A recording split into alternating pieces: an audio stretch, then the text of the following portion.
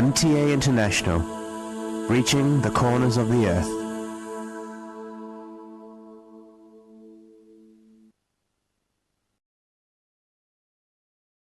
اس وقت ہم سیدنا حضرت امیر المومنین خلیفۃ المسیح رابع ایدہ اللہ تعالیٰ بنصر العزیز کا ایک تاریخی خطبہ جمعہ آپ کی خدمت میں پیش کر رہے ہیں۔ حبیبنا صلی علی محمد صلی علی حبیبنا صلی علی محمد صلی علی رسولنا صلی علی محمد صلی علی رسولنا صلی علی محمد صلی علی محمد صلی علی محمد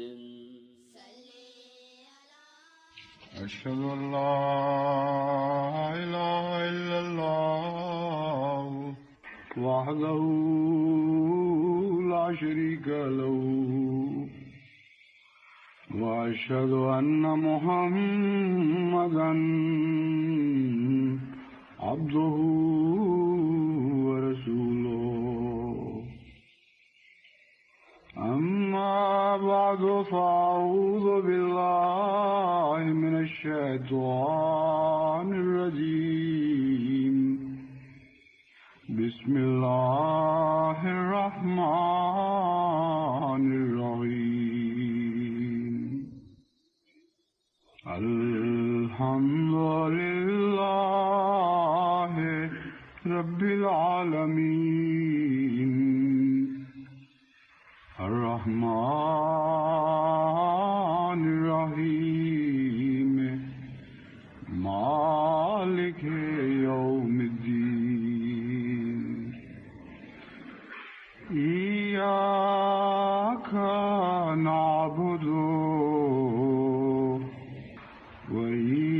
وإياك نستعين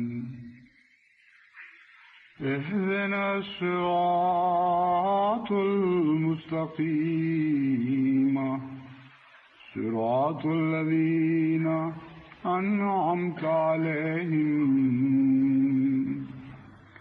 غير المغضوب عليهم ولا الضالين ومن أظلم ممن افترى على الله الكذب وهو يدعى إلى الإسلام والله لا يهدي القوم الظالمين يريدون ليطفئوا نور الله بأفواههم والله متم نوره ولو كره الكافرون والذي أرسل رسوله بالهدى ودين الحق ليظهره على الدين كله ولو كره المشركون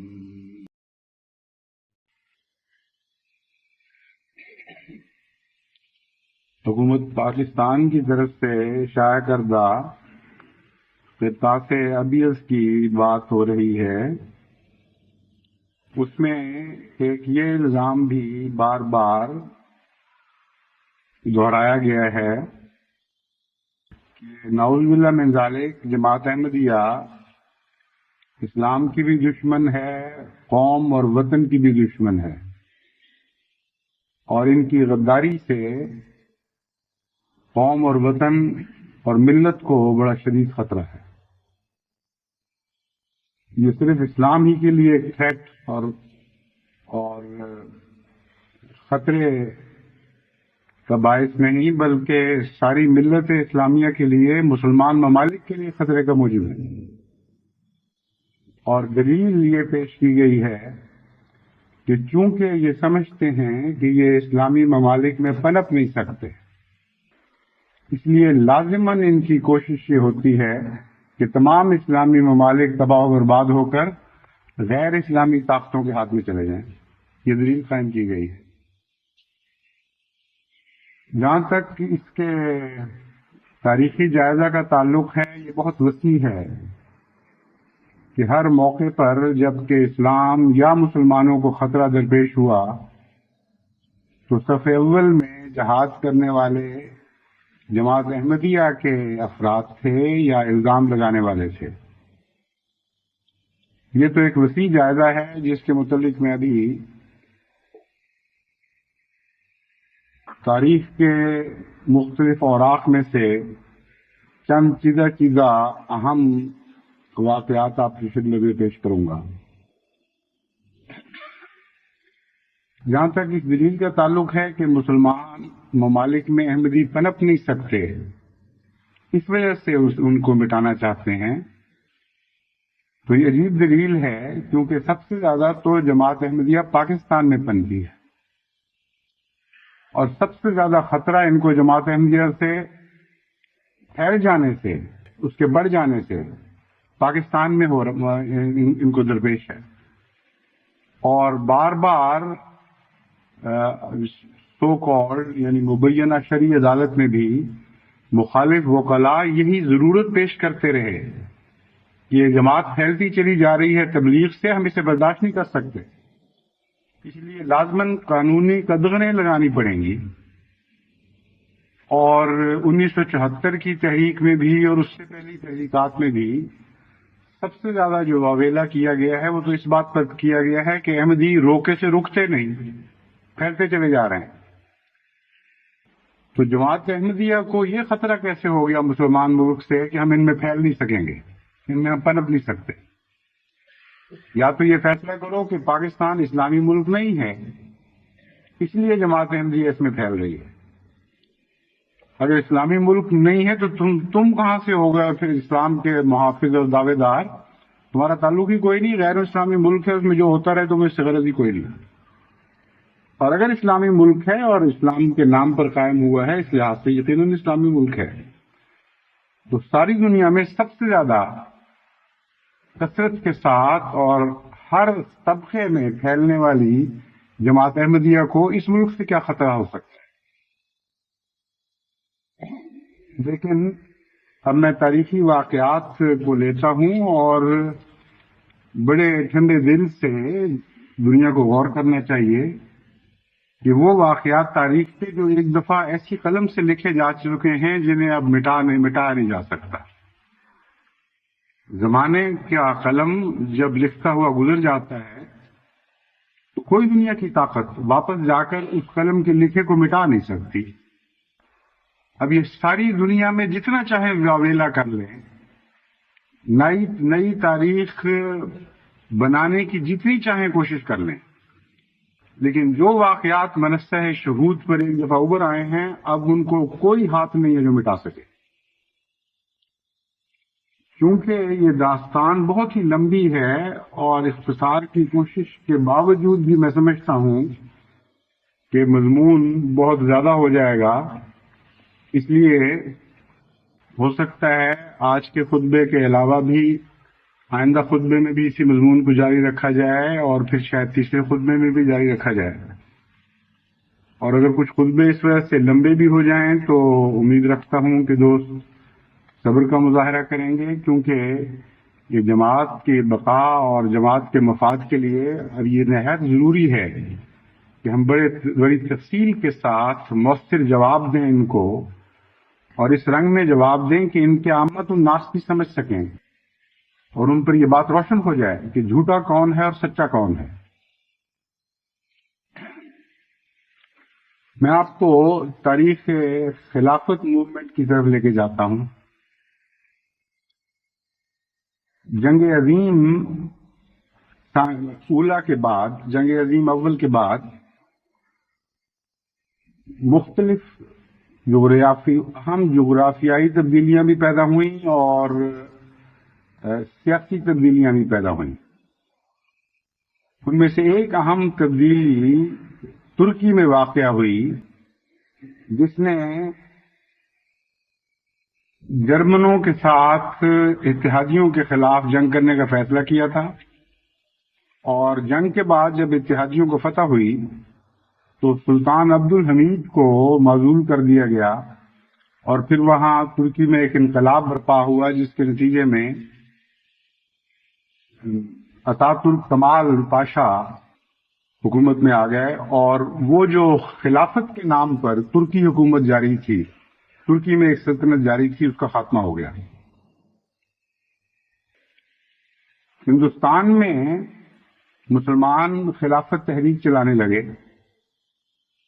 اور انگریزوں کے خلاف یہ تحریک چلائی گئی کہ انہوں نے ایک مسلمان خلافت کا خاتمہ کیا ہے، اس لیے مسلمانوں کو، خصوصاً ہندوستان کے مسلمانوں کو، انگریزوں کے خلاف جہاد کرنا چاہیے۔ مگر اس جہاد کی آواز عرب کے کسی ملک سے نہیں اٹھی۔ جہاں تک ترکی کا تعلق ہے، ایک وفد مسلمان علماء کا ہندوستان سے اور سیاسی شخصیتوں کا جب کمال اتاترک کے سامنے پیش ہوا اور خلافت کی پیشکش کی اور کہا کہ ہم آپ کے ساتھ ہیں، تو اس نے تعجب سے اس کو ٹھکرا دیا۔ اس نے کہا تم کیا باتیں لے کے میرے سامنے آئے ہو؟ بڑی مصیبت سے میں نے ترکی کو ان بوسیدہ خیالات سے باہر نکالا ہے، اور اس کی بے وجہ پھیلی ہوئی سرحدات کو سمیٹ کر ترکی تک محدود کیا ہے۔ تم اب کس زوم میں کیا خیال لے کر آئے ہو؟ اور کلیتاً ان کی اس پیشکش کو رد کر دیا۔ لیکن ہندوستان میں اس وقت ایک ایسا جوش تھا، اور یہ علماء جن کو کل کی بھی خبر نہیں، جن کو اپنے ماحول کا کچھ علم نہیں کہ کیا ہو رہا ہے، کل کی خبر تو کیا، ان کو آج کی خبر نہیں، ان کو اپنے ماضی کی خبر نہیں، یہ سبق نہیں پڑھ سکتے لکھے ہوئے زمانے کے۔ یہ بڑے جوش و خروش سے مسلمانوں میں ایک عظیم تحریک اپنی طرف سے چلا رہے تھے، اور واقعتاً اس تحریک کی باغ دوڑ ہندو کے ہاتھ میں تھی، جو مسلمانوں کو قربانی کا بکرا بنا کر انگریزوں سے لڑانا چاہتا تھا۔ اس وقت صرف ایک آواز تھی جو قادیان کی آواز تھی، اور بڑی شدت اور زور سے اٹھی، اور بار بار ان کو نصیحت کی کہ تم اپنا شدید نقصان اٹھاؤ گے، اس تحریک سے شدید نقصان اٹھاؤ گے، اور اتنا شدید نقصان مسلمان کو پہنچے گا کہ اس کے نتیجوں میں پھر مدتوں تک تم سنبھل نہیں سکو گے۔ یہ ایک بےمانی بات ہے، عقل کے خلاف ہے، اس لیے تم اس سے باز آ جاؤ۔ نتیجہ یہ نکلا کہ اس کلمہ حق کہنے کے نتیجے میں اس قدر شدید احمدیوں پر مظالم توڑے گئے کہ ایک پوری تحریک چل گئی احمدیوں کے خلاف بھی، اور وہ جو واقعات ہیں بڑی دردناک ہیں، کس طرح جگہ جگہ ان کو بند کیا گیا، شدید گرمی کے زمانے میں پانی بند کیے گئے، رات کو باہر سوتے تھے تو پتھراؤ ہوتے تھے، اور اس زمانے میں تو رواج زیادہ پنکھوں وغیرہ کا بھی نہیں تھا، کچھ لوگ بھی نسبتاً غریب تھے۔ تو ایسے ایسے دردناک واقعات ہیں کہ شدید گرمیوں میں اپنے کمروں میں بند ہو کر سونا پڑتا تھا بچوں سمیت، یا سونے کی کوشش کرنی پڑتی تھی، کہ یہ لوگ یہ تحریک چلا رہے تھے کہ تم نے چونکہ خلافت موومنٹ کی مخالفت کی ہے اور کچھ اور باتیں کر رہے ہو، اور تحریک عدم موالات کی مخالفت کی ہے، اس لیے تمہاری سزا یہی ہے کہ تمہیں بھی انگریزوں کی طرح تمہارے ساتھ بھی دشمنی کا سلوک کیا جائے اور تمہیں مارا جائے۔ اور جو تحریک عدم موالات، ترک موالات، یعنی عدم موالات نہیں، ترک موالات تھی کیا، یہ مہاتما گاندھی کے دماغ کی ایک ایجاد تھی دراصل، اور کانگریسی نواز یا کانگریس نے جن کو نوازا ہوا تھا، ان ملاؤں کے ذریعے یہ پھیلائی گئی، اور پھر یہ اتنی شدت پکڑ گئی کہ تمام علماء بڑے بڑے اور تمام سیاسی رہنما اس کی لپیٹ میں آ گئے، اور پھر کانگریس یا غیر کانگریس کا فرق نہیں رہا۔ اس وقت ایک تنہا آواز تھی قادیان سے اٹھنے والی، جس نے بار بار متنبہ کیا کہ تم نہایت خطرناک غلطی کر رہے ہو، اور جوش و خروش کا اس وقت وہ تحریک یہ تھی کہ ترک موالات کرو، اور گاندھی صاحب نے مسلمان علماء سے خود جا کر فتوے لیے کہ دیکھو انگریز نے کتنا ظلم کیا ہے، خلافت مٹا دی ہے، تو آپ کا کیا فتویٰ ہے کہ اگر مقابلہ ممکن نہ ہو تو جہاد کیسے کیا جا سکتا ہے؟ تو 5 چوٹی کے مسلمان علماء نے گاندھی جی کو یہ فتویٰ دیا کہ اب تو مسلمانوں کے لیے، یعنی ہندو لیڈر مسلمانوں کی بھلائی کے لیے فتوے لے رہے ہیں، ایک ہی راستہ رہ گیا ہے کہ وہ ان کے ساتھ، انگریزوں کے ساتھ رہن سہن کلیتاً ترک کر دیں اور اپنا وطن چھوڑ دیں اور کسی اسلامی ملک میں ہجرت کر جائیں، اور پھر وہاں سے حملہ کر کے بڑی شان کے ساتھ واپس آئیں اور انگریز کو مار مار کے نکال دیں۔ یہ فتویٰ تھا جس پر بنا کرتے ہوئے یہ تحریک ترک موالات چلائی گئی، اور جو جوش و خروش کا عالم تھا اس تحریک کی کامیابی کا، اس کا ایک ذکر سرگزشت کتاب میں مولانا عبد المجید خالق فرماتے ہیں، اور یہ ان کی آنکھوں دیکھا حال ہے۔ کہتے ہیں اسی رات کانگریس کے پنڈال میں خلافت کانفرنس کا اجلاس ہوا۔ اس وقت بھولتا ہوں کہ صدر گاندھی جی تھے یا مولانا محمد علی، بہرحال تمام اکابر اس میں شریک ہوئے۔ اسٹیج پر گاندھی جی تلک، مسز اینی بیسنٹ، جیکر، کیلکر، محمد علی، شوکت علی، ظفر علی خان، سید حسین، مولانا عبد الباری، مولانا فاخر الآبادی، مولانا حسرت موہانی اور بہت سے دیگر رہنما موجود تھے۔ مولانا محمد علی نے پہلے انگریزی میں تقریر شروع کی اور کہا کہ میں کچھ دیر تک انگریزی میں تقریر کروں گا تاکہ جو اکابر ملک اردو نہیں سمجھتے وہ خلافت کے مسلمانوں کے موقف کو سمجھ لیں۔ اس کے بعد اردو میں تقریر کروں گا۔ مولانا کی تقریر بے نظیر تھی، نہ صرف زبان اور انداز بیان کے اعتبار سے بلکہ مطالب کے لحاظ سے بھی پورے مسئلے پر حاوی تھے، اور جذبات انگیزی کی کیفیت اس فکرے سے معلوم ہوتی ہے کہ ہمیں اب اس ملک سے ہجرت کر جانے کے سوا اور کوئی شرعی چارہ باقی نہیں۔ یہ وہ شرعی فتویٰ تھا جو مہاتما گاندھی نے مسلمانوں کی خاطر لیا تھا۔ اس لیے ہم اس ملک کو چھوڑ جائیں گے اور اپنے مکانات، اپنی مساجد، یاد رکھیں لفظ مساجد، اپنے مکانات، اپنی مساجد، اپنے بزرگوں کے مزارات سب بطور امانت اپنے ہندو بھائیوں کو سونپ جائیں گے، تاکہ ہم پھر فاتحانہ اس ملک میں داخل ہو کر انگریزوں کو نکال دیں اور اپنی امانت اپنے بھائیوں سے واپس لے لیں۔ مجھے یقین ہے کہ ہندو بھائی جن کے ساتھ ہم 1000 سال سے زندگی بسر کر رہے ہیں، ہماری اتنی خدمت سے پہلو تہی نہیں کریں گے۔ یہ ہندو بھائی بھی بڑا دلچسپ محاورہ ہے، پہلے بھی استعمال ہوتا رہا، آج کل بھی پاکستان میں استعمال ہوا ہے۔ احمدی بھائی نہیں ہے مگر ہندو بھائی ہے، 1000 سال سے جو ساتھ زندگی بسر کر رہے ہیں۔ ان کے بعد بریلی کے ایک بنسی دھر پاٹھک کھڑے ہوئے، ان کی تقریر بہت پرجوش اور بے حد دلچسپ تھی۔ انہوں نے مولانا محمد علی کے نہلے پر دہلا یوں مارا کہ اگر مسلمان بھائی اپنی شریعت کے احکام کے تحت اس ملک سے ہجرت کر جانے پر مجبور ہیں تو ہندو بھی یہاں رہ کر کیا کریں گے؟ کتنا دردناک فکر ہے۔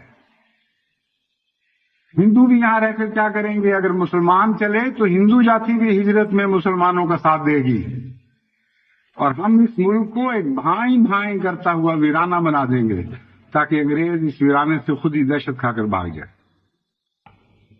مولانا صالح فرماتے ہیں کس قدر عقل سے دور باتیں ہیں، لیکن جذبات کی دنیا نرالی ہے۔ اس وقت جلسے کا یہ عالم تھا کہ بعض لوگ چیخیں مار مار کر رو رہے تھے اور خلافت کانفرنس مجلس اعضاء بن گئی تھی۔ گاندھی جی ان دنوں صرف ہندوؤں ہی کے نہیں، مسلمانوں کے لیے مہاتما بن چکے تھے، اور شہدائے اسلام کے معاملات غور و خوض کے لیے ان کے سامنے پیش ہوا کرتے تھے۔ چنانچہ مولانا صالح صاحب اسی کتاب میں آگے جا کے لکھتے ہیں، گاندھی جی جلسہ شروع ہونے سے پہلے دفتر زمیندار میں تشریف لائے۔ وہ بعض خلافتی رہنماؤں سے گفتگو میں مصروف تھے، اور میں چلکوٹ گورے اور حبیب اللہ خان مہاجر شہید کے متعلق کاغذات لیے گاندھی جی کے سر پر کھڑا تھا۔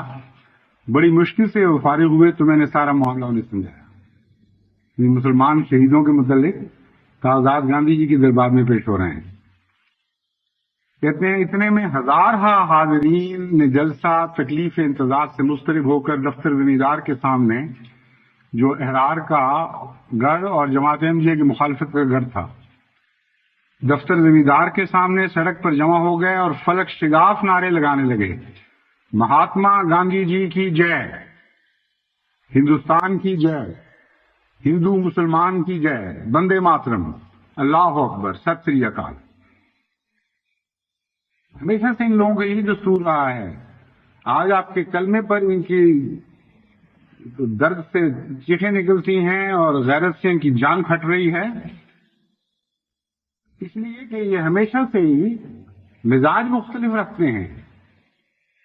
حضرت مسیح موعود علیہ السلام کی جے کا آپ نعرہ لگائیں تو یہ آپ کو 1000 تانے دینے لگتے ہیں، مگر مہاتما گاندھی کی جے ان کو بری نہیں لگتی، بلکہ فلک شگاف نعرے لگایا کرتے تھے مہاتما گاندھی کی جے کے۔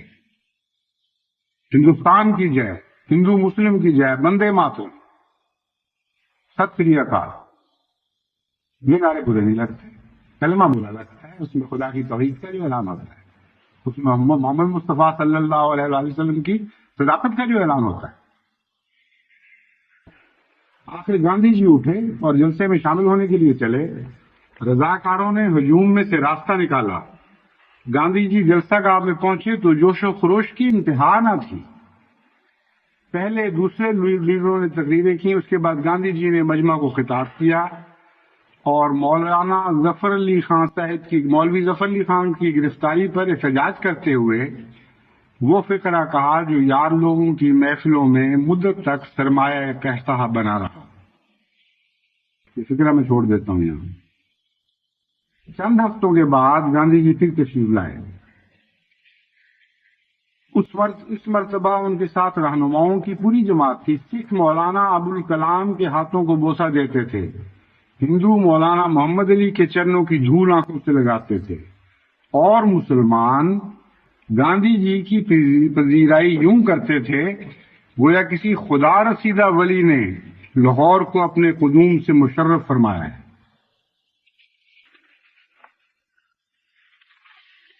ان باتوں نے جو جذبات پیدا کر دیے تھے مسلمانوں کے دل میں، وہ بہت شدید تھے۔ اسی لیے اس جاہلانہ حرکت کے خلاف احتجاج کرنے کی سزا میں جماعت احمدیہ کو سارے ہندوستان میں شدید سزائیں دی گئیں۔ حال یہ تھا مسلمانوں کے جذبات کا کہ اب سرگزشتی کا ایک حوالہ میں پڑھ کے سناتا ہوں۔ عامت المسلمین میں یہ جذبہ عام ہو رہا تھا کہ اب ہندوستان سے ہجرت کے سوا کوئی چارہ نہیں ہے، اس لیے آزاد علاقے اور افغانستان میں چلے جاؤ اور وہاں رہ کر اس جنگ کی تیاری کرو، تمہیں انگریزوں پر فتح دلا دے کرو جو تمہیں انگریزوں پر فتح دلا دے اور ہندوستان کو آزاد کرا دے۔ امیر امان اللہ خان بھی اس وقت اپنی تقریروں میں کہہ رہے تھے کہ تم آ جاؤ اور میں تمہیں اپنا دوں گا۔ ہاں، وہ کون سی آواز تھی جو اس کے خلاف اٹھی، جس نے مسلمانوں کی آنکھیں کھولنے کی کوشش کی اور بڑی وضاحت کے ساتھ بار بار صورتحال کا تجزیہ کر کے دکھایا اور بتایا کہ یہ ہر پہلو سے غلط ہے اور پھر متنبع کیا کہ شریعت کا نام اس میں استعمال نہ کرو، یہ اسلام کی بھی گستاخی ہے اور رسول اسلام کی بھی شدید گستاخی ہے، اور اگر سیاسی غلطی نہ صحیح تو اس غلطی کے نتیجے میں، اس گستاخی کے نتیجے میں تم ضرور سزا پاؤ، اس لیے جو چاہو تم کہو، میں تمہیں لازماً سچ بات کہہ کر چھوڑوں گا، کیونکہ مجھے تمہارے سے سچی ہمدردی ہے۔ حضرت خلیفۃ المسیح ثانی رضی اللہ تعالیٰ عنہ نے اس موقع پر، کیونکہ بار بار شریعت کا لفظ استعمال ہو رہا تھا کہ شرعی فتویٰ ہے، مسلمانوں کو مخاطب کرتے ہوئے فرمایا، مسٹر گاندھی کے قول کو قرآن کریم کیوں قرار دیا جاتا ہے؟ شریعت اس کا نام کیوں رکھا جاتا ہے؟ اگر یہ بات ہے تو لوگوں سے یہ کہو کہ چونکہ مسٹر گاندھی اس طرح فرماتے ہیں اس لیے اسی طرح تم کو عمل کرنا چاہیے۔ یہ کیوں کہتے ہو کہ شریعت اسلام کا یہ فتویٰ ہے؟ پھر فرمایا، اگر ترک موالات کے حامی اسے شریعت کا فرض مقرر کرتے ہیں تو پھر اس طرح عمل کریں جس طرح کی شریعت نے کہا ہے، اور اگر اسے گاندھی کا ارشاد قرار دیتے ہیں تو عوام کو قرآن کریم کے نام سے دھوکہ نہ دیں اور اسلام کا تمسخر نہ اڑائیں۔ پھر فرمایا، کیا تم کو یہ نظر نہیں آتا کہ تم اس صحیح راستے کو ترک کر کے کہاں کہاں دھکے کھاتے پھرتے ہو؟ اول تو تمام علماء و فضلاء کو چھوڑ کر ایک غیر مسلم کو تم نے لیڈر بنایا ہے۔ کیا اسلام اب اس حد تک گر گیا ہے؟ اس کے ماننے والوں میں سے ایک روح بھی اس قابلیت کی نہیں ہے کہ اس طوفان کے وقت میں اس کشتی کو بھنور سے نکالے اور کامیابی کے کنارے تک پہنچائے۔ کیا اللہ تعالیٰ کو اپنے دین کی اس قدر غیرت بھی نہیں رہی کہ وہ ایسے خطرناک وقت میں کوئی ایسا شخص پیدا کر دے جو محمد رسول اللہ صلی اللہ علیہ وآلہ وسلم کے شاگرد اور آپ کے خدام میں سے ہو، اور جو اس وقت مسلمانوں کو اس راستے پر چلائے جو ان کو کامیابی کی منزل تک پہنچائے؟ تمہاری گستاخیاں یہ کیا رنگ لائیں؟ پہلے تو تم محمد رسول اللہ صلی اللہ علیہ وآلہ وسلم کو مسیح ناصری کا ممنون منت بنایا کرتے تھے، اب مسٹر گاندھی کا مرہون احسان بناتے ہو۔ پھر فرمایا، حضرت مسیح علیہ السلام تو خیر ایک نبی تھے، اب جس شخص کو تم نے اپنا مذہبی رہنما بنایا ہے وہ تو ایک مومن بھی نہیں ہے، پس محمد رسول اللہ صلی اللہ علیہ وسلم کی اس ہتک کا نتیجہ پہلے سے بھی زیادہ سخت دیکھو گے، اور اگر باز نہ آئے تو اس جرم میں مسٹر گاندھی کی قوم کی غلامی اس سے زیادہ تم کو کرنی پڑے گی جتنے کہ حضرت مسیح علیہ السلام کی امت کی غلامی تم کہتے ہو کہ تمہیں کرنی پڑی۔ یہ ہے نعوذ باللہ من ذالک اسلام اور وطن کے غدار جماعت کی لیڈرشپ کا بیان کا کردار، یہ ہے ان کے رہنما کا کردار، اور وہ جو اسلام اور وطن کے ہمدرد تھے ان کا کردار کیا تھا وہ آپ پڑھ چکے ہیں، سن چکے ہیں۔ لیکن زیادہ دیر تک یہ خواب ان کا جاری نہیں رہ سکا، ہجرت ہوئی، ہزارہ مسلمان اپنی ساری عمر کی پونجیاں لٹا کر اس وطن سے ہجرت کر گئے،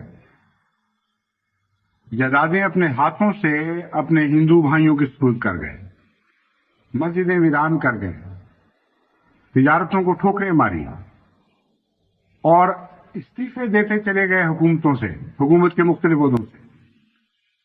اور ایسا دردناک منظر نظر آتا ہے کہ وہ جو کہتے تھے کہ ہم تمہارے بغیر رہ کر کیا کریں گے، ان کا فوراً اس وقت یہ رد عمل ظاہر ہوا کہ ایک مسلمان استعفیٰ دیتا تھا تو 10 ہندو درخواستیں اس مقام کے لیے پہنچ جایا کرتی، ایک ہندو نے بھی ہجرت نہیں کی تھا، اور جو ان کو راہ راست دکھا رہا تھا، جو سچی ہمدردی کا اظہار کر رہا تھا، اس کو اور اس کے ماننے والوں کو شدید سزائیں دی جا رہی تھی مسلمانوں کی طرف سے۔ یہ ان علماء کی تحریک اور ان کی رہنمائی کا نتیجہ تھا جو آج بھی پاکستان پر انہی نیتوں، انہی بد نیتوں کے ساتھ قابض ہوئے ہوئے۔ لیکن ہوش آئی تو بہت دیر کے بعد۔ اس وقت مولانا ابوالکلام آزاد جو اس تحریک میں پیش تھے، سب سے کانگریسی علماء میں ان کا ایک بڑا مقام ہے، اور احراری علماء کا ان کے ساتھ بڑا گہرا واسطہ تھا، انہوں نے پھر لکھا کار فرما دماغوں کے لیے نازک گھڑیاں روز نہیں آتی، لیکن جب آتی ہیں تو انہی میں اصلی آزمائش ہوتی ہے۔ ایسی ہی ایک گھڑی تھی جب پہل انقلاب خلافت کی خبریں ہماری دماغوں سے ٹکرائیں۔ یہی اس بات کی آزمائش کا وقت تھا کہ کہاں تک ہم میں دماغی قوت فعال پیدا ہوئی ہے، کہاں تک ہم نے ایسے معاملات کو سوچنا سمجھنا اور ان کی نزاکتوں سے عہدہ برآ ہونا سیکھا ہے، کہاں تک ہم نے یہ طاقت پیدا ہوئی ہے کہ دوستوں کی غلطی اور دشمنوں کی شماتت میں پھنس کر راہ عمل گم نہ کریں۔ ضرورت تھی کہ ہم نے جو لوگ صاحب فکر و عمل تھے کامل حزم و احتیاط سے کام لیتے، دل اور زبان دونوں کی لگام کھچی رہتی، لیکن پھر آگے جا کر بڑی حسرت سے کہتے ہیں لیکن جلد بازی اور بے لگامی سے خطرناک اور لا علاج ٹھوکریں لگ سکتی ہیں۔ فرانسیسی ضرب المثل ہے، جو گولی چل چکی وہ آدھے راستے سے واپس نہیں آئے گی، اگرچہ واپسی کے لیے تم کتنے ہی بلاوے بھیجو۔ افسوس کے ساتھ کہنا پڑتا ہے کہ گولی چل گئی اور آزمائش کے نتیجے پر ہمارے لیے کوئی مبارکباد نہیں۔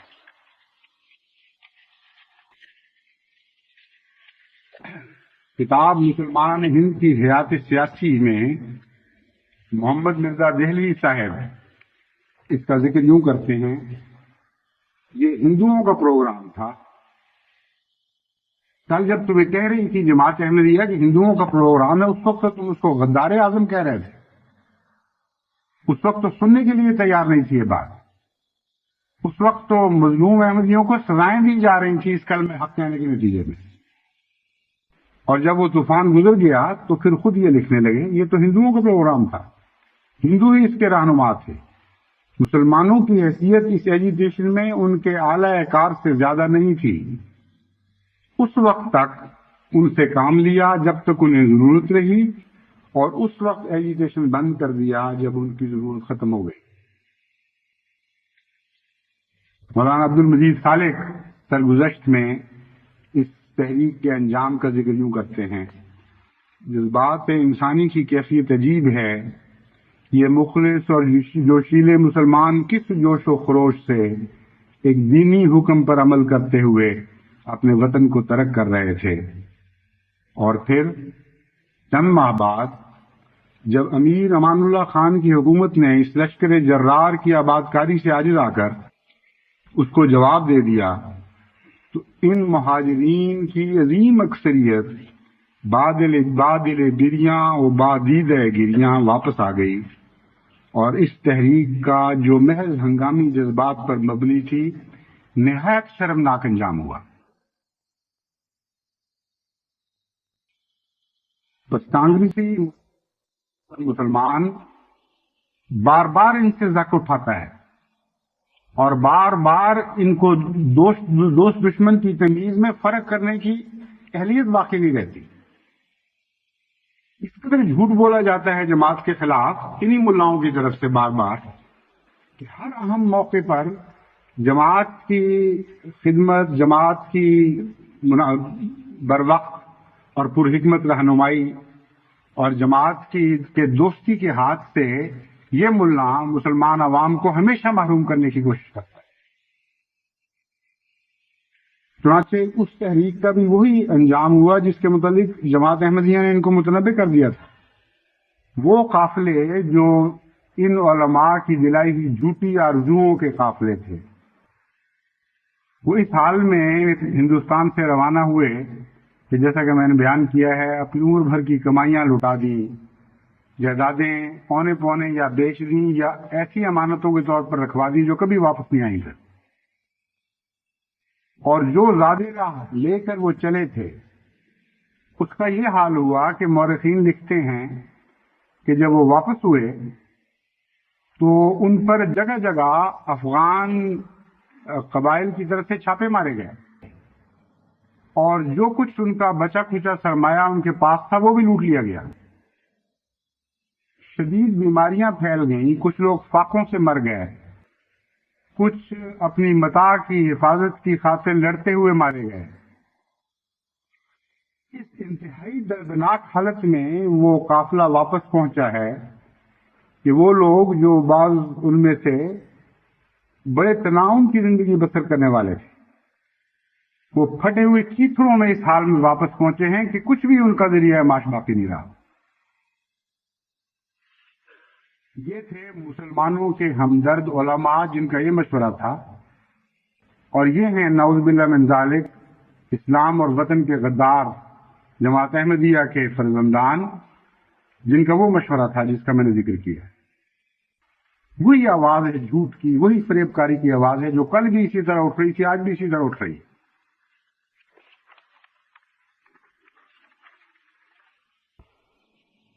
اب میں تحریک شدی سے متعلق بتاتا ہوں کہ جب تحریک شدی کے نتیجے میں اسلام کو شدید خطرہ لاحق ہوا ہے ہندوستان میں، تو اس وقت جماعت احمدیہ کا کردار کیا تھا، اور ان احرار علماء کا جو اس وقت بدقسمتی سے پاکستان پر مسلط کر دیے گئے ہیں، ان کا کردار کیا تھا؟ کون سچا تھا اسلام کا ہمدرد اور کون جھوٹا تھا؟ کون سچی ماں کی طرح پیار کرتا تھا اسلام سے اور کون پھپھا کٹنے کی طرح صرف باتیں بنا رہا تھا؟ شدی کی وہ تحریک ہے جس تحریک کے نتیجے میں ہندوستان کے ایک ایسے علاقے میں جو آگرہ کے ماحول میں ہے اور ملکانوں کا علاقہ کہلاتا ہے، وہاں 1923 میں اور اس سے کچھ پہلے اور کچھ بعد ہندوؤں نے یہ تحریک چلائی کہ یہاں کے جتنے مسلمان ہیں وہ سارے چونکہ پہلے ہندو تھے، اس لیے ان کو اپنے مذہب میں واپس لے کے آنا ہے، اور یہ تحریک اندر اندر بڑی دیر تک چلتی رہی، اور کافی عرصے تک مسلمانوں کو اس کا علم ہی نہیں ہوا۔ جب بعض خبریں اخباروں میں چھپیں اور دیوبند کو بھی متنبع کیا گیا بعض غریب مسلمانوں کی طرف سے، اور دارالندوہ لکھنؤ کو بھی مدد کے لیے پکارا گیا، تو اس وقت یہ ایک ہنگامہ کھڑا ہوا کہ اس میں اس ہندو کوشش کو ناکام بنانا چاہیے اور مسلمانوں کو اسلام پر قائم رکھنے کے لیے ایک جہاد شروع کرنا چاہیے۔ اس وقت قادیان میں جو رد عمل ہوا وہ اتنا عظیم الشان تھا اور اتنی ایک مضبوط اور قوی اور غالب تحریک چلی ہے قادیان کی طرف سے کہ اس نے شدی کی تحریک کی کایا پلٹ دی اور ہندو کو گھٹنے ٹیکنے پر مجبور کر دیا، اور باقی تمام تحریکات جو ہر طرف سے اٹھی، خصوصاً احرار کی تحریک جو شدی کے نام پر اٹھی تھی، اس کا کیا اثر ہوا، انہوں نے کیا کارنامے سر انجام دیے، ان کا ذکر میں غیر احمدی اور ہندو، غیر احمدی مسلمان اور ہندو اخباروں کے حوالوں سے آپ کے سامنے رکھتا ہوں۔ تیج دہلی نے یہ اعلان کیا تھا اور بڑے عزم کے ساتھ یہ اعلان کیا تھا کہ بلا شدی کے ہندو مسلم ایکتا نہیں ہو سکتی۔ یعنی یہ میں اس سے پہلے کہ میں جماعت احمدیہ اور مخالفین کے کردار کا ذکر کروں، پہلے ہندو ارادوں کو ان کے اپنے الفاظ میں بیان کرتا ہوں۔ وہ کہتے ہیں ہندو مسلم اتحاد کیا مطلب؟ ایک ہی صورت ہے کہ سارے مسلمان ہندو ہو جائیں، اس سے بہتر ایکتا کی کوئی صورت نہیں۔ جس وقت سب مسلمان شدھ ہو کر ہندو ہو جائیں گے تو سب ہندو ہی ہندو نظر آئیں گے۔ یہ جلسے کی رپورٹ ہے اور لکھا ہوا ہے، خوب تالیاں بجیں۔ پھر دنیا کی کوئی طاقت اس کو آزادی سے نہیں روک سکتی۔ اگر شدی کے لیے ہم کو بڑی سے بڑی مصیبت اٹھانی پڑے تو بھی اس آندولن کو آگے بڑھانا چاہیے۔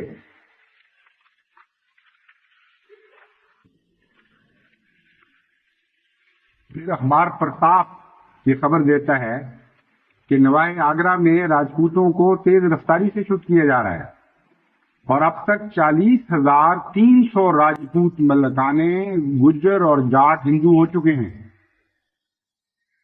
ایسے لوگ ہندوستان کے ہر حصے میں ملتے ہیں، یہ 50-60 لاکھ سے کم نہیں۔ اگر ہندو سماج ان کو اپنے اندر جذب کرنے کا کام جاری رکھے تو مجھے تعجب نہ ہوگا کہ ان کی تعداد 1 کروڑ تک ثابت ہو جائے۔ یہ تھا وہ خوفناک حملہ جو اسلام پر کیا گیا تھا۔ اس وقت رگ حمیت کس کی بھڑکی تھی؟ کون تھا جو اپنا سب کچھ قربان کرتا ہوا، نثار کرتا ہوا، راہ محمد پہ لوٹاتا ہوا میدان میں کود گیا تھا؟ یہ احرار اور ان کے لگے بندے تھے یا جماعت احمدیہ تھی؟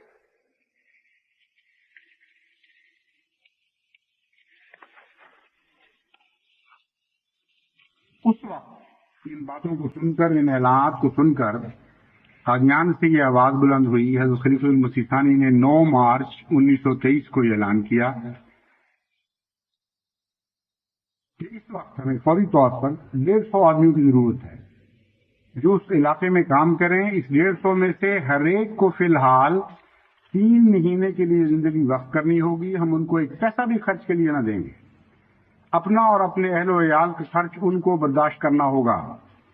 جو لوگ ملازمتوں پر ہیں وہ اپنی رخصتوں کا انتظام خود کریں، اور جو ملازم نہیں اپنے کاروبار کرتے ہیں وہاں سے فراغت حاصل کریں، اور ہمیں درخواست میں بتائیں کہ وہ 4 سہ-ماہیوں میں سے کس سہ-ماہی میں کام کرنے کو تیار ہیں۔ یعنی کم سے کم 1 سال کا پروگرام فوری طور پر جو شروع کیا گیا تھا، تو پہلی سہ-ماہی کے لیے 150 آدمی چاہیے تھے، پھر اگلی سہ-ماہی کے لیے اور 150 چاہیے تھے۔ اس اسکیم کے ماتحت کام کرنے والوں کو ہر ایک اپنا کام آپ کرنا ہوگا۔ اگر کھانا آپ پکانا پڑے تو پکائیں گے، اگر جنگل میں سونا پڑے گا تو سوئیں گے۔ جو اس محنت اور مشقت کو برداشت کرنے کے لیے تیار ہوں وہ آئیں، ان کو اپنی عزت، اپنے خیالات قربان کرنے پڑیں گے۔ اس کا ایسا حیرت انگیز جواب دیا ہے جماعت احمدیہ نے کہ ہمیشہ کے لیے مذہبی قربانی کرنے والی جماعتوں میں اور قوموں میں جماعت احمدیہ کی تاریخ کا وہ حصہ سنہری حروف سے لکھا جائے گا۔ بوڑھے کیا اور جوان کیا، مرد کیا اور عورتیں کیا، بچے کیا اور جوان کیا، امیر اور غریب، کوئی فرق نہیں رہا۔ ہر ایک نے ایسی شاندار قربانی اسلام میں پیش کی ہے کہ سینکڑوں صفحات پر مشتمل کتاب لکھی جا سکتی ہے ان واقعات پر۔ مگر میں ایک آدھ صرف نمونہ وقت کی طوالت کی بنا خوف سے صرف ایک آدھ نمونہ آپ کے سامنے رکھتا ہوں۔ ایک احمدی خاتون نے لکھا، حضور میں صرف قرآن مجید جانتی ہوں اور تھوڑا سا اردو۔ اپنے بیٹے سے سنا ہے کہ مسلمان مرتد ہو رہے ہیں اور حضور نے وہاں جانے کا حکم دے دیا ہے۔ مجھے بھی اگر حکم ہو تو فوراً تیار ہو جاؤں، بالکل دیر نہ کروں۔ خدا کی قسم اٹھا کر کہتی ہوں، ہر تکلیف اٹھانے کو تیار۔ چھوٹی چھوٹی بچیوں نے اور کچھ نہیں تھا تو اپنی چنیاں اتار کے پیش کر دی۔ غریب عورتوں نے جن کا ایک بکری پر گزارا تھا وہ بکری پیش کر دی۔ وہ بوڑھی عورتیں جو جماعت احمدیہ کے وظیفوں پر پلتی تھیں اور بچا کر ان وظیفوں سے 2 روپے، جو اس زمانے میں 2 روپے بڑی چیز ہوا کرتے تھے، مگر لمبے عرصے میں 2 روپے بچائے ہوئے تھے، وہ آئیں اور حضرت خلیفہ المسیح ثانی کے سامنے پیش کرتے ہوئے ان 2 روپوں کو یہ کہا کہ دیکھیں یہ سر کا جو دوپٹہ ہے یہ بھی جماعت کا ہے، یہ میری قمیض بھی جماعت کی ہے، یہ میری شلوار بھی جماعت کی ہے، میری جوتی بھی جماعت کی ہے، کچھ بھی میرا نہیں، میں کیا پیش کرتی؟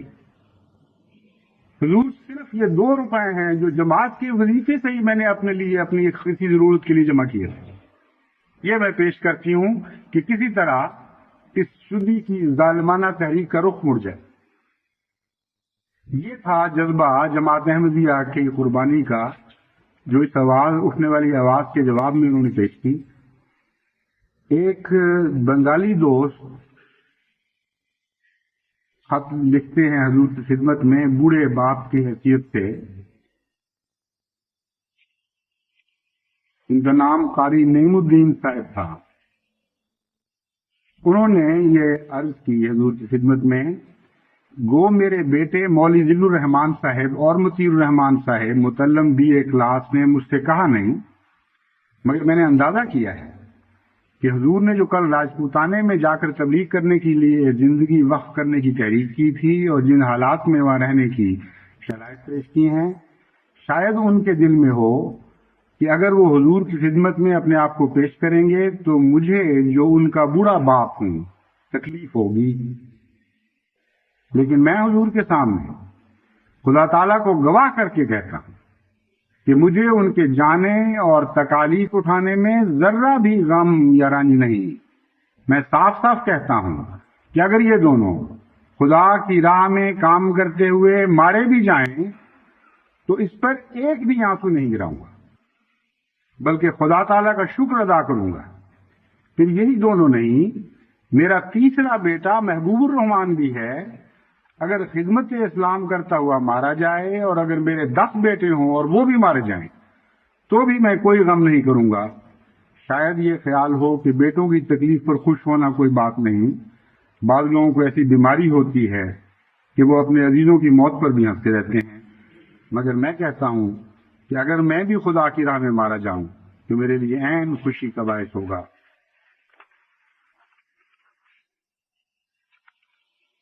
یہ تھے غدار احمد اسلام کے اور وطن کے، جو کل بھی اسی طرح کے غدار تھے، آج بھی اسی طرح کے غدار ہیں۔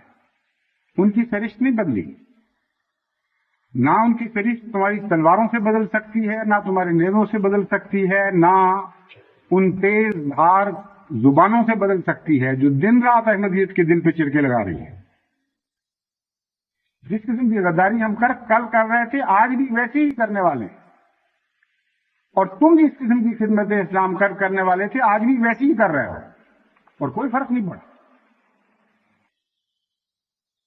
لڑائی کیا ہو رہی تھی اور اس لڑائی میں کون تھا جس سے ہندو جاتی کو خطرہ لاحق ہوا، جس نے رخ پلٹ دیا اس تحریک شدھی کا؟ ان کی زبان سے سنیے جن کو چوٹیں پڑ رہی ہیں۔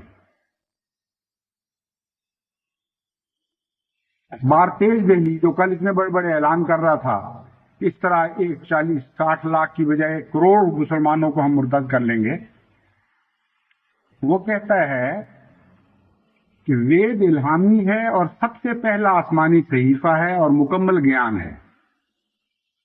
قادیانی کہتے تھے، اس کو اسلام کے طرف سے لڑنے والے میدان میں قادیانیوں کے سوا نظر ہی کوئی نہیں آ رہا۔ کہاں تھے وہ سارے اس وقت؟ تہراری کہتے ہیں تو نہیں اس نے لکھا، کہتا ہے قادیانی کہتے تھے کہ قرآن شریف خدا کا کلام ہے اور حضرت محمد خاتم النبیین ہیں۔ اس قد و کاوش کا نتیجہ یہ ہوا کہ کوئی عیسائی یا مسلمان مذہب کی خاطر آریہ سماج میں داخل نہیں ہوتا۔ رنگ ہی پلٹ دیا ہے، سارا پاسا پلٹ دیا ہے اسکیل کا۔ تیج اخبار ہی لکھتا ہے، میرے خیال میں تمام دنیا کے مسلمانوں میں سب سے زیادہ ٹھوس، مؤثر اور مسلسل کام کرنے والی جماعت احمدیہ جماعت ہے، اور میں سچ سچ کہتا ہوں کہ ہم سب سے زیادہ اس کی طرف سے غافل ہیں، اور آج تک ہم نے اس خوفناک جماعت کو سمجھنے کی کوشش ہی نہیں کی۔ ہندو تو تھر تھر کانپ رہا تھا اس زمانے میں بھی جبکہ وہ کروڑ کی اکثریت رکھتا تھا، اور جماعت احمدیہ آج کے ماحول میں بہت تھوڑی تھی۔ اور تم کہتی ہو کہ ہندوؤں کا، کبھی ہندوؤں کو کہہ دیتے ہو، کبھی عیسائیوں کو کہہ دیتے ہو، کبھی یہودیوں کو کہہ دیتے ہو، کچھ شرم حیا بھی تو کرو، کوئی حد ہونی چاہیے جھوٹ بولنے کی۔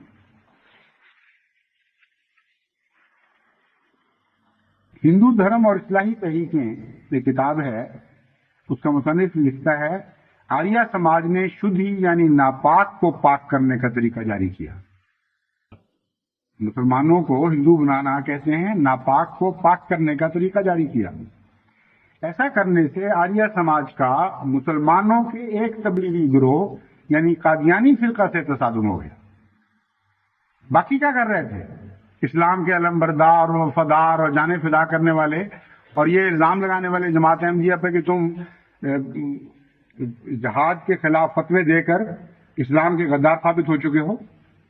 جب عمل کے میدان نکلے ہیں جہاد کے اور کھلے ہیں وہ میدان، تو کون تھا ان میدانوں میں دندناتا ہوا پھرنے والا؟ احمدی شیر تھے یا وہ تم لوگ تھے جو الزام لگاتے ہو؟ کوئی نشان نہیں نظر آیا ان کو مد مقابل کو احمدیوں کے سوا اپنے مقابل پر. کہتے ہیں آریہ سماج کا مسلمانوں کے ایک تبلیغی گروہ یعنی قادیانی فرقہ سے تصادم ہو گیا. آریہ سماج کہتی تھی کہ وید الہامی ہے اور سب سے پہلا آسمانی صحیفہ ہے اور مکمل گیان ہے. قادیانی کہتے تھے کہ قرآن شریف خدا کا کلام ہے اور حضرت محمد خاتم النبی ہے. یہ ہے وہ میں نے اقتباس جو پڑھ کے سنایا تھا، مثل اور پڑھ کے سنا رہا ہوں. اتنی واضح حقیقت ہے جو آنکھوں میں آنکھیں ڈال کر آپ کو آج بھی متنبع کر رہی ہے کہ تم جو کچھ کہو، جب بھی وقت اسلام پر آئے گا، جب بھی خطرات اسلام کے سر پر منڈائیں گے، ایک جماعت احمدیہ ہے جو پہلے بھی آگے آتی رہی ہے، آئندہ بھی ہمیشہ اسلام کے دفاع میں سب سے بڑھ کر قربانیاں پیش کرے گی. آریہ پترکا بریلی 1 اپریل 1923 کی اشاعت میں لکھتا ہے، اس وقت ملکان راجپوتوں کو اپنی پرانی راجپوتوں کی برادری میں جانے سے باز رکھنے کے لیے جتنی اسلامی انجمنیں اور جماعتیں کام کر رہی ہیں، ان میں احمدیہ جماعت قادیان کی سرگرمی اور کوشش فی الواقعہ قابل داد ہے. اور اخبار مشرق گورکھپور جو ایک مسلمانوں کا اخبار تھا اور ہے، غالب نبی بھی ہوگا مجھے یاد نہیں، یہ 15 مارچ 1923 کی اپنی اشاعت میں لکھتا ہے، جماعت احمدیہ نے خصوصیت کے ساتھ آریہ خیالات پر بہت بڑی ضرب لگائی ہے، اور جماعت احمدیہ جس ایثار اور درد سے تبلیغ و اشاعت اسلام کی کوشش کرتی ہے وہ اس زمانے میں دوسری جماعتوں میں نظر نہیں آتی. بہرحال جب جماعت احمدیہ نے یہ مہم چلائی اور خوب اس کا چرچا ہوا، تو یہ میری کہنے سے مراد نہیں ہے کہ دوسری جماعتیں میدان میں نکلی نہیں ہیں. مختلف علماء کی جماعتیں، مختلف فرقوں کی جماعتیں میدان میں کودی ضرور ہیں، لیکن محسوس نہیں ہوئی دشمن کو. ان کی چوٹ ایسی چوٹ نہیں تھی، اور ان کے باہمی اختلافات بھی ایسے تھے کہ زیادہ تر وہ اپنے ہی جھگڑوں کو چکاتے رہے میدان میں جا کر. زمیندار اخبار اپنی 24 جون کی اشاعت میں ان واقعات کا ذکر کرتے ہوئے لکھتا ہے، جو حالات فتنہ ارتداد کے متعلق بذریعہ اخبارات علم میں آ چکے ہیں، ان سے صاف واضح ہے کہ مسلمانان جماعت احمدیہ اب وہ مسلمان ہو گئے ہیں، لڑ جو رہے ہیں اسلام کی خاطر، نظر آ رہے ہیں کھلم کھلا، دھوکہ دینے کی گنجائش کوئی نہیں رہی. یہ اخبار جو بار بار مختلف وقتوں میں مسلمانوں سے باہر بھی پھینکتا رہا ہے، ایسا مجبور ہو گیا ہے اس وقت مسلمان تسلیم کرنے پر کہ اگر وہ نہ کرتا تو دنیا لعنت ڈالتی اس پر. کہتا ہے مسلمانان جماعت احمدیہ اسلام کی انمول خدمت کر رہے ہیں، جو ایثار اور کمر بستگی، نیک نیتی اور توکل علی اللہ ان کی جانب سے ظہور آیا ہے. یہ دیکھیے غیر مسلموں کی عادات و خصائل. کیا خصائل ہیں غیر مسلموں کے؟ نعوذ باللہ من ذالک، ایثار، کمر بستگی، نیک نیتی اور توکل علی اللہ. اگر یہی غیر مسلم خصائل ہیں تو تم بھی اپناؤ، کیونکہ زندگی کے یہ خصائل ہیں. ان کے بغیر قومیں زندہ نہیں ہوا کرتی. کیوں ہوش کے ناخن نہیں لیتے؟ کیوں حقائق کی دنیا میں نہیں اترتے؟ ہم سے سیکھو کہ زندہ رہنے کے کیا گر اور کیا آداب ہیں. یہ ہیں جو دشمن کو بھی نظر آ رہے ہیں. تمہارے اپنے مسلمان ان دشمنوں کو نظر آ رہے تھے جنہوں نے زندگیاں وقف کی ہوئی تھیں احمدیت کی مخالفت میں. جو توکل علی اللہ ان کی جانب سے ظہور میں آیا ہے، وہ اگر ہندوستان کے موجودہ زمانہ میں بے مثال نہیں تو بے اندازہ عزت اور قدردانی کے قابل ضرور ہے. جہاں ہمارے مشہور پیر اور سجادہ نشین حضرات بے حس و حرکت پڑے ہیں، اس اولو العزم جماعت نے عظیم الشان خدمت کر کے دکھا دی. اب بدل دو اس تاریخ کو. تو لکھی گئی، واقعات کے قلم نے لکھ دی. تمہارے اپنے ہاتھوں سے نکلے ہوئے، تمہارے اپنے قلم سے لکھے ہوئے الفاظ نے تصدیق کر دی ہے. جتنا چاہو ویلا کرتے چلے جاؤ، ان تاریخی حقائق کو تم کبھی بھی مٹا نہیں سکتے دنیا کی طرف سے. شیخ غلام حسین صاحب جلم کے غیر احمدی دوست تھے. وہ اسی اخبار کی اشاعت میں زمیندار میں ہی ایک خط شائع کرتے ہیں. زمیندار لاہور 29 جون کو چھپا تھا، اور جو میں نے پہلے پڑھ کے سنایا ہے یہ زمیندار لاہور 24 جون 1923 کا پرچہ ہے جس میں سے اقتباس کر کے سنایا ہے. کہ غلام حسین صاحب لکھتے ہیں زمیندار کو مخاطب کر کے، قادیانی احمدی اعلیٰ اثار کا اظہار کر رہے ہیں. ان کا قریباً 100 مبلغ امیر وفد کی سرگردگی میں مختلف جہات میں مورچہ زن ہے. ان لوگوں نے نمایاں کام کیا ہے. یہ بھی پہنچے ہوئے تھے وہاں مختلف جماعتوں کی طرف سے. وہاں کے بھیجے ہوئے خطوط ہیں جو چھپے ہیں. یہ جملہ مبلغین بغیر تنخواہ یا سفر خرچ کے کام کر رہے ہیں. ہم گو احمدی نہیں، لیکن احمدیوں کے اعلیٰ کام کی تعریف کے بغیر نہیں رہ سکتے. جس اعلیٰ ایثار کا ثبوت جماعت احمدیہ نے دیا ہے اس کا نمونہ سوائے متقدمین کے مشکل سے ملتا ہے. حضرت مسیح موعود علیہ السلام جب فرماتے ہیں صحابہ سے ملا جب مجھ کو پایا، اتنا تیش آتا ہے، اتنا اشتعال آتا ہے ان علماء کو کہ یہ کیا بات کہہ دیں. اور جب عملاً اسلام کے دفاع، اسلام کی حمایت کا وقت آتا ہے تو تمہارے منہ بولنے پر مجبور کر دیے جاتے ہیں وہی باتیں، وہی فکرے. خدا کے فرشتے نکلواتے ہیں تمہارے قلم سے وہ فکرے کہ ہاں تم وہ ہو جن کو دیکھ کر متقدمین یاد آتے ہیں. یعنی وہ بزرگ اسلاف جنہوں نے حضرت محمد مصطفیٰ صلی اللہ علیہ وآلہ وسلم کے زمانے کو پایا وہی متقدمین کہلاتے ہیں. متقدمین کے سوائے نمونہ سوائے متقدمین کے مشکل سے ملتا ہے. ان کا ہر ایک مبلغ غریب ہو یا امیر بغیر مصارف سفر و طعام حاصل کیے میدان عمل میں گامزن ہے. شدید گرمی اور لوؤں میں وہ اپنے امیر کی اطاعت میں کام کر رہے ہیں.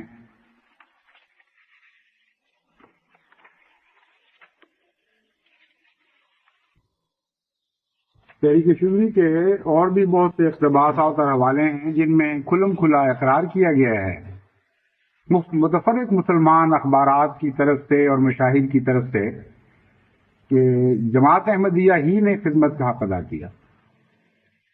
لیکن جب جماعت احمدیہ کے شدید دباؤ کے نتیجے میں وہ متکبر آریہ سماجی لیڈر جو کبھی مسلمان سے بات کرنا بھی گوارا نہیں کرتے تھے اس معاملے میں اور یک طرفہ حملہ کیے چلے جا رہے تھے، جب وہ گھٹنے ٹیکنے پر مجبور ہوئے، جب وقت آیا اور انہوں نے سمجھا کہ اب صلح کے سوا چارہ نہیں رہا، تو جو کانفرنس بلائی گئی صلح کے لیے اور فریقین کے چوٹی کے سربراہ اس میں اکٹھے ہوئے، یہ ایک عجیب لطیفہ ہے کہ اس مجلس میں سوائے جماعت احمدیہ کے سب فرقوں کو دعوت دی گئی. اگر نہیں تھا تو جماعت احمدیہ کا نام نہیں تھا اس میں.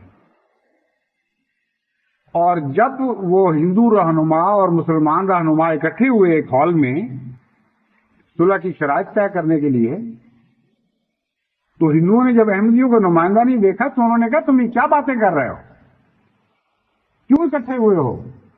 لڑنے والے تو حال سے باہر ہیں، تم سے صلح کر کے ہم کیا کریں؟ تم تو ملکانے کے میدانوں میں نظر نہیں آیا کرتے تھے ہمیں. جن سے ہمیں خوف ہے، جن سے ہمیں مار پڑنے کا خطرہ ہے، وہ تو آزاد بیٹھے رہیں گے صلح سے باہر اور پھر بھی ہم پر حملے کرتے چلے جائیں گے.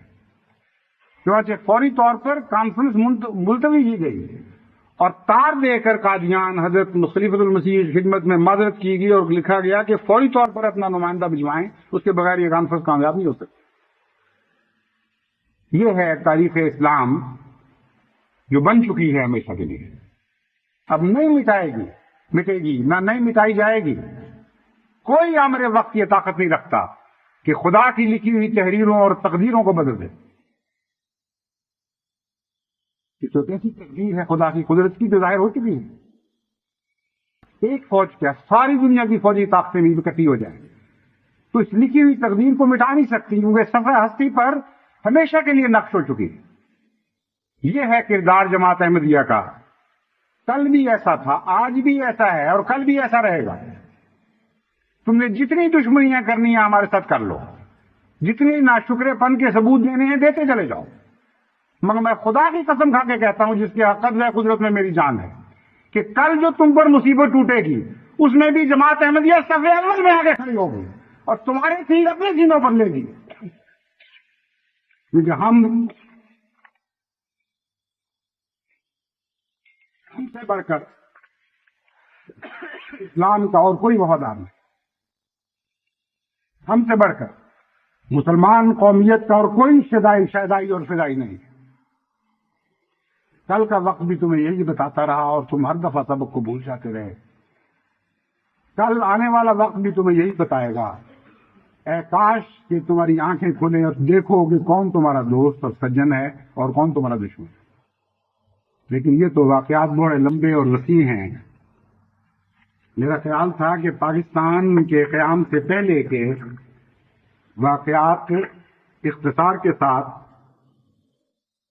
آپ کی خدمت میں پیش کرنے کے قابل ہو جاؤں گا، لیکن ابھی تو یہ داستان آج بھی ختم نہیں ہوئی،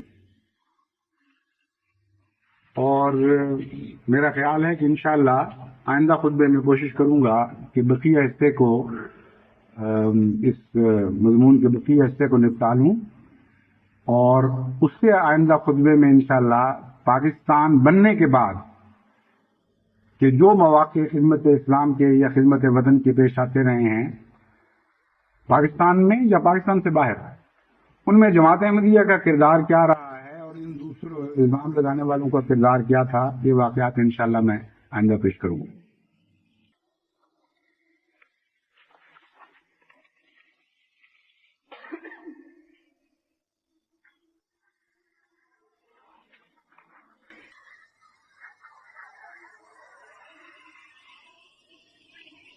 الحمدللہ نحمده ونستعینه ونستغفره ونؤمن به ونتوکل علیہ ونعوذ باللہ من شرور انفسنا ومن سیئات اعمالنا، من يهده الله فلا مضل له ومن يضلله فلا هادي له،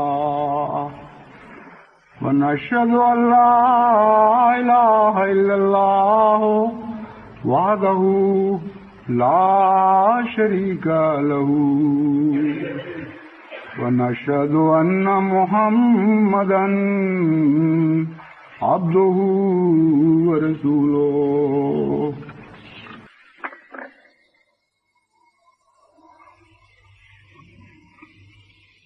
عباد اللہ رحمكم اللہ، ان اللہ یامر بالعدل والإحسان وإیتاء ذی القربى وَيَنْهَى عَنِ الْفَحْشَاءِ وَالْمُنكَرِ وَالْبَغْيِ يَعِظُكُمْ لَعَلَّكُمْ تَذَكَّرُونَ۔ اذْكُرُوا اللَّهَ يَذْكُرْكُمْ وَادْعُوهُ يَسْتَجِبْ لَكُمْ وَلَذِكْرُ اللَّهِ أَكْبَرُ۔